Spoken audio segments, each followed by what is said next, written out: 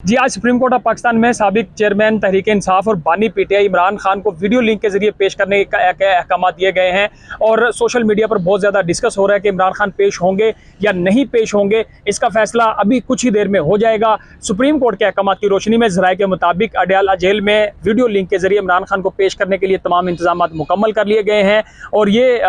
हुकूमत की तरफ से भी डायरेक्शन, चूँकि अटारनी जनरल ने खुद एक हफ्ते का टाइम मांगा था और कहा था कि वो इमरान खान को वीडियो लिंक से के जरिए पेश करने के लिए यकीनी बनाएंगे। तो अब कुछ ही देर में जब 11:30 बजे ये समाअत शुरू होगी नैब तरमीम केस की, तो इमरान खान खुद चूंकि इसमें फ्रीक हैं वो दलाइल देंगे और ये बहुत ज़्यादा डिस्कस हो रहा है कि अभी भी क्या ये देखा जाएगा कि सुप्रीम कोर्ट का जो अपना यूट्यूब चैनल है जहाँ पे तमाम जो सुप्रीम कोर्ट की कार्रवाई है वो लाइव दिखाई जाती है, तो ये जो समाअत है जिसमें इमरान खान वीडियो लिंक के जरिए पेश हो रहे होंगे और वो फिर दलाइल भी दे रहे होंगे, फिर जजेज उनसे सवाल जवाब भी कर रहे होंगे, तो वो सारी कार्रवाई क्या यूट्यूब चैनल पर लाइव दिखाई जाएगी। इससे पहले वो यूट्यूब चैनल काफ़ी ज़्यादा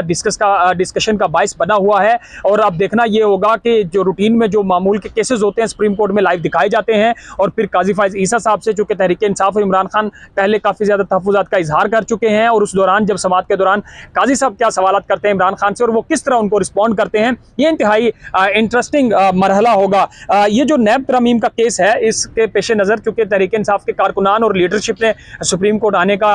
जो है ऐलान कर रखा है, तो इसे सिक्योरिटी के काफ़ी ज़्यादा सख्त इंतजाम किए गए हैं। हम देख रहे हैं कि सुप्रीम कोर्ट के दाखिली और खारजी रास्तों पर इस्लामाबाद पुलिस के एहलकार तैनात किए गए हैं। नैब तरामीम केस की जो समाअत है 5 लोग की लार्जर बेंच इस केस की समाअत कर रहा है। इससे पहले साबिक चीफ जस्टिस